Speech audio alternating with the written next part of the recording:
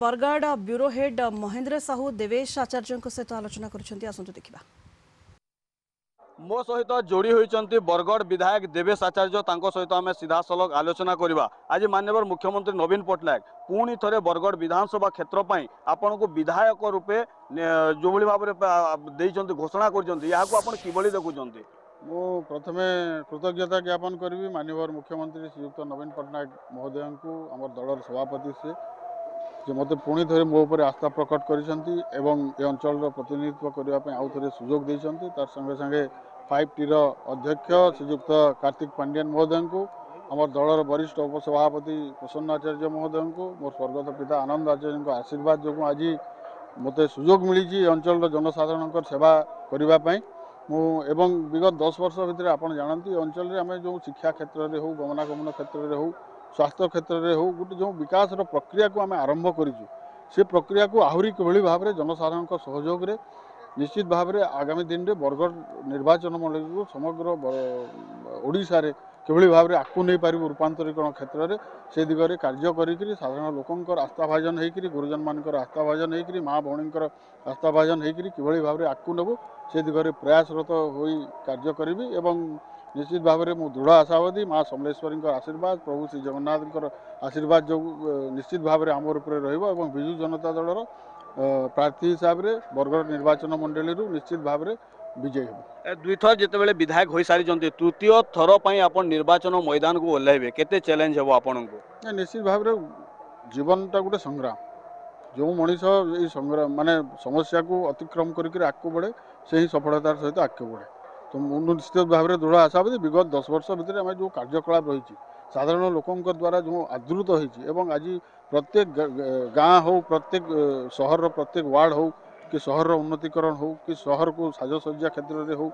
सबु क्षेत्र में किभली भाव में बरगढ़ निर्वाचन मंडली को आगू नहीं हेब आम गोटे तार गोटे जो मूलदुआ पकईचु और माननीय मुख्यमंत्री जो सदा सर्वदा बरगढ़ निर्वाचन मंडली हो कि बरगढ़ जिला को अशेष भाव में आशीर्वाद प्रदान कर निश्चित दृढ़ आशावादी आहरी विकास कौन अंत ना डेवलपमेंट इज प्रोसेस एवं यही डेवलपमेंट प्रोसेस को आम आहरी आगू बहुत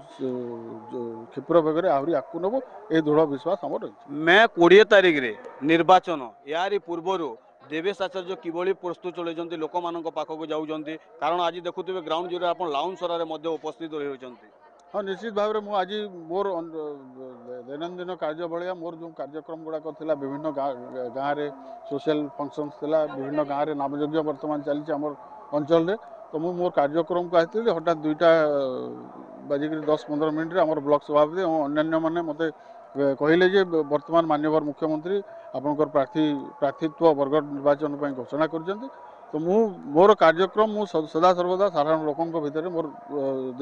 जीवनचर्या एवं दैनंदिन कार्यक्रम रही है से परिप्रेक्षी आज मु मोर कार्यक्रम करुच्ची एवं मु दृढ़ आशावादी साधारण लोके निश्चित भाव में चलित वर्ष पुणी थे विजु जनता दल को पुणी थे आशीर्वाद प्रदान करेंगे आपण कार्य आपण करुले से ही समय रे आपण मुख्यमंत्री को वार्ता आपण सहयोगी माने सुनैले ई भली मुहूर्त किभली आपण को थिला निश्चित भाव में आपण जो प्रथम थर मुझे प्रार्थीत्व मोर घोषणा होता मोर एबे भी मन अच्छी आम गोटे कलाकार मानकर गोटे समावेश होता से जगह में उपस्थित थी और से कलाकार भाई मैंने मत कही माननीय मुख्यमंत्री प्रार्थीत्व घोषणा कर 2014 मसीह द्वितीय थर गोटे कार्यक्रम में थी से जगह माननीय मुख्यमंत्री घोषणा करते मुझे शुणी चलित वर्ष गोटे कार्यक्रम में थी साधारण लोकों सहित थी से समय निश्चित भाव में गोटे गर्वर कथा कि माननीय मुख्यमंत्री आस्था प्रकट करी एवं साधारण लोके बरगढ़ जो हिसाब रे तांकर भल पाइबाटा एवं आशीर्वाद रही बरगढ़ निर्वाचन मोर मुख्य उद्देश्य होची बरगढ़ निर्वाचन मंडली को ओडिशार मानचित्र हो कि भारत वर्ष मानचित्र हो एक माने विकसित अंचल भाव में परिचित करने तार कारण है आम अंचल चाष क्षेत्र में समृद्ध आम अंचल शिक्षा क्षेत्र में आम बहुत गुड़ा कार्यक्रम करूँ तो से सब कार्यक्रम गुड़ा को आगू नापी आम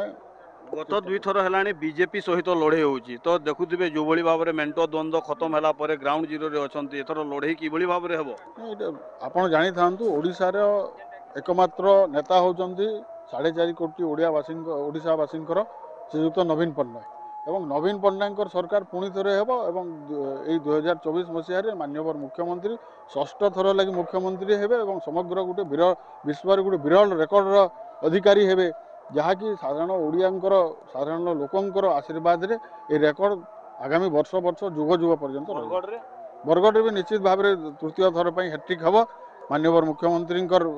ଯେଉଁ ଆସ୍ଥା ତାହାକୁ ଆମେ ସାକାର କରିକି ଦେଖେଇବୁ। ସାଧାରଣ ଲୋକଙ୍କର ମୁଁ ଆଶୀର୍ବାଦ କାମନା କରୁଛି, ସାଧାରଣ ଲୋକଙ୍କର ସହଯୋଗ କାମନା କରୁଛି। ଆମେ ଆଗାମୀ ଦିନରେ ବରଗଡ଼ ନିର୍ବାଚନ ମଣ୍ଡଳୀକୁ ଆହୁରି ଆଗକୁ ନେବୁ। କାହାକୁ ପ୍ରତିଦ୍ୱନ୍ଦ୍ୱୀ ହିସାବରେ ଭାବୁଛନ୍ତି? କାରଣ ବିଜେପି ଏବଂ କଂଗ୍ରେସର ଟିକେଟ ହୋଇନି କି ଯିଏ ହେଲେ ବି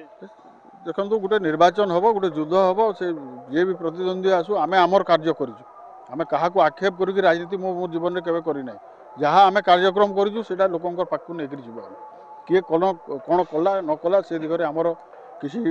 କାହା ପ୍ରତି ଅଭିଯୋଗ କରିବାରଟା ଠିକ୍ ହେବ ନାହିଁ। ଆମେ ଆମର କାର୍ଯ୍ୟକ୍ରମ ଆମର ସରକାର କ'ଣ କରିଛି, ଆମେ ବିଧାୟକ ଭାବରେ କ'ଣ କରିଛୁ, ମାନ୍ୟବର ମୁଖ୍ୟମନ୍ତ୍ରୀ କ'ଣ କରିଛନ୍ତି, ଆଗାମୀ ଦିନରେ ଆମର ବରଗଡ଼ ନିର୍ବାଚନ ମଣ୍ଡଳୀ ପାଇଁ କ'ଣ ଯୋଜନା ରହିଛି, ଯେଉଁ କାର୍ଯ୍ୟ ଅସମ୍ପୂର୍ଣ୍ଣ ରହିଛି ତାକୁ କିଭଳି ଭାବରେ ଆମେ କରିପାରିବୁ ସେ କାର୍ଯ୍ୟକ୍ରମ ନେଇକରି ସାଧାରଣ ଲୋକଙ୍କ ପାଖକୁ ଯିବୁ। Thank you. ये थिले बरगढ़ विधायक देवेश आचार्य जी कि आज मुख्यमंत्री नवीन पट्टनायक बिजु जनता दलर बरगढ़ विधानसभा क्षेत्र में प्रार्थी घोषणा करछंती एवं जदि आमे कहि परिबा बरगढ़ विधायक देवेश आचार्य मध्य निर्वाचन पाई जो घोषणा हो सारी यार पूर्वर दलर प्रार्थी भाव में घोषणा है से ग्राउंड जीरो रे अछंती एवं लाउंड सोरारे से तांकर कार्यक्रम चलाइछंती। तेबे केते चैलेंज होची निर्वाचन ता ऊपर समस्त नजर रहइबो। लाउंड सोरा गाँव महेंद्र कुमार साहू, कलिंग टीवी।